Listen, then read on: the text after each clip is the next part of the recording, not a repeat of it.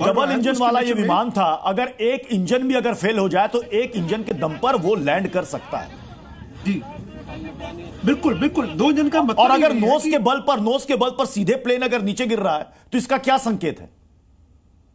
देखिए नोज, देखिए मैं जब कह रहा हूं कि इसका नोज पार्ट जो है वो ध्वंस हो गया, इसका मतलब नहीं कि नोज के बल सीधा गिरा है। वो साइड ऐसे भी आ सकता है, तिरछा भी आ सकता है, जिसकी संभावना बहुत ज्यादा है क्योंकि रनवे पास में है, जहाज जो है वो डिसेंड करता है ताकि रनवे को देख सके।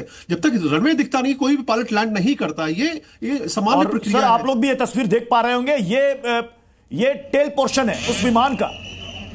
तो ये तस्वीर आपको दिखा रहे हैं, ये जो लेयरजेट विमान है, लेयरजेट 45, ये विमान 6 सीटर विमान, डबल इंजन वाला ये विमान मुंबई से ये उड़ान भरता है और ये बारामती में इसे लैंड करना होता है। लेकिन बारामती में रनवे पहुंचने से पहले 4 किलोमीटर दूर ये विमान क्रैश कर जाता है और इस विमान में सवार सभी यात्रियों की जान चली जाती है। अब ये सिर्फ इस प्लेन का ये टेल पोर्शन ही बचा है। जांच टीम मौके पर मौजूद है, रेस्क्यू टीम वहां पर मौजूद है, ब्लैक बॉक्स की तलाश की जा रही है। उसके बाद ही साफ हो पाएगा कि डीजीसी ने कहा है कि हम ब्लैक बॉक्स को तलाशेंगे और जल्द ही जांच करके पता लगाएंगे कि आखिर यह विमान हादसे का शिकार कैसे हुआ। यूके देवनाथ सर, इस प्लेन से राजनेता, इंडस्ट्रियलिस्ट सभी इस प्लेन से चार्टर्ड प्लेन का इस्तेमाल करते हैं। इसकी मेंटेनेंस तो बराबर दुरुस्त होती होगी और जब यह मुंबई से उड़ान भर रहा होगा कम से कम 2 बार इसकी तकनीकी रूप से जांच तो जरूर हुई होगी।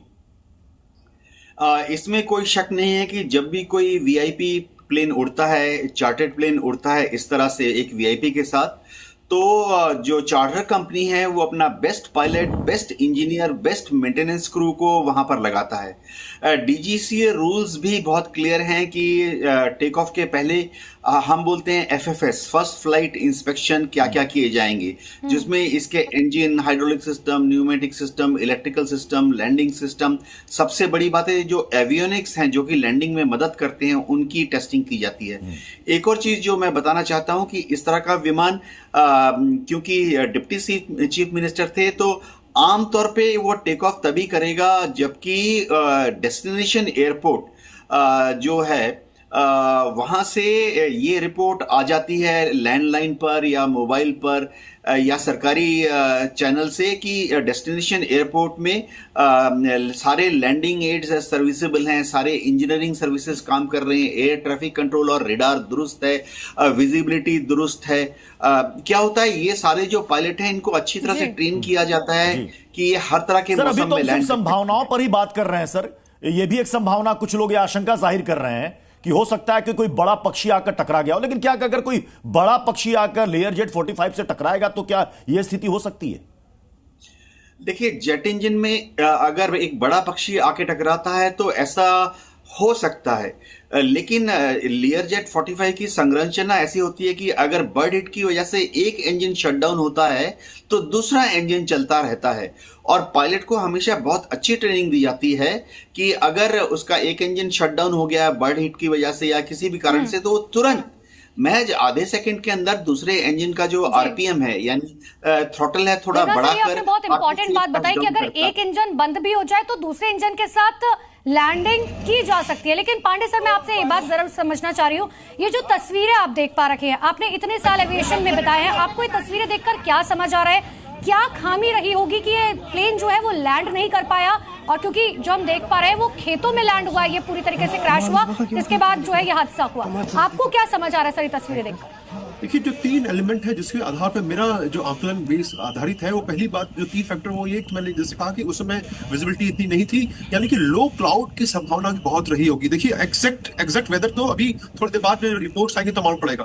तो जैसे मैंने पहला भी जिक्र किया कि जब भी एयरक्राफ्ट लैंड करता है तो रनवे को जब तक स्पॉट नहीं कर लेता तब तक नहीं उड़ता, लेकिन वो धीरे धीरे डिसेंड कर रहा होता। तो मुझे जो लगता है कि शायद विजिबिलिटी लो होने की वजह से उन्होंने नहीं देख पाए और वो डिसेंड करते रहे। लेकिन वहां पहाड़ियां भी हैं उस क्षेत्र में, अगर देखें तो रिपोर्ट्स भी बता रही है, वहां जो रेस्पोंडेंट्स गए हैं वो बता भी रहे हैं कि वहां पर पहाड़ी इलाका है, तो हो सकता है कि वो इतना डिसेंड कर गए हो कि वो पहाड़ी के पास। लेकिन डीके पांडे सर, मुंबई से बारामती की दूरी, एयर डिस्टेंस अगर आप देखें तो बहुत ज्यादा नहीं है। और जैसा कि यूके देवनाथ सर ने कहा कि पहले उस जहां पर इनको डेस्टिनेशन पर लैंड करना था वहां से पूरी मालूमात एक एक चीज कर ली गई होगी, तो सडन में अचानक से मौसम खराब होगा, देर से जानकारी मिली, ये शायद इसकी पॉसिबिलिटी कम है। मैं देवराज सर आपके पास लौटूंगी एक बार ना। दर्शकों को देखिए, एआई जनरेटेड हम ये वीडियो दिखा रहे हैं, हम आपको बता दें कि रियल वीडियो नहीं है, एआई जनरेटेड है, ताकि आप आसानी से समझ सके कि आखिर क्या हुआ था। जिस तरीके से ये प्लेन मुंबई से टेक ऑफ करता है और बारामती में आके खेत में जाकर जो है क्रैश कर जाता है, और उसमें मौजूद थे महाराष्ट्र के डिप्टी सीएम अजीत पवार। अब ये दोनों तस्वीर देख लीजिए, एक तरफ एआई जनरेटेड है और दूसरी तरफ ये लाइव तस्वीरें जो असल में विमान क्रैश हुआ है उसका मलबा बिखरा हुआ है और वहां पर फॉरेंसिक की टीम पहुंच चुकी है।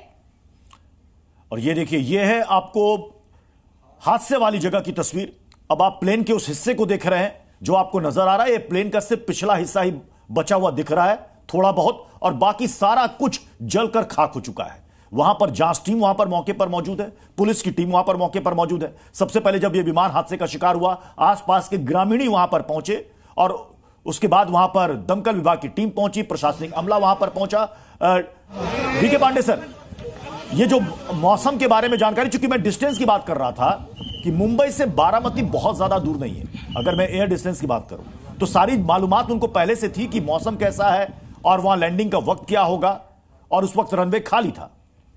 बिल्कुल, आप बिल्कुल सही करें। देखिए, ये फैक्टर इतने इंपॉर्टेंट नहीं है, क्योंकि जहाज 2 हनीबल के इंजन है, पावरफुल इंजन है, कोई दिक्कत नहीं है। जहाज में कैपेबिलिटी है, कैपेसिटी है लॉन्ग डिस्टेंस तक जाने की, मतलब ये 2,500-3,000 किलोमीटर तक जा सकता है, ऐसा कोई दिक्कत नहीं है। तो जहां तक कैपेबिलिटी वो कोई दिक्कत नहीं। पॉइंट ये है कि अगर मैं ये कर रहा हूं कि मुंबई से टेक ऑफ करके दोबारा मौसम की वजह से नीचे लैंड कर, तब भी एक्सीडेंट होने की संभावना रहती है। अगर बाकी फैक्टर्स को आपने कंट्रोल नहीं किया तो पायलट का दिग्भ्रमित होना एक कारण हो सकता है।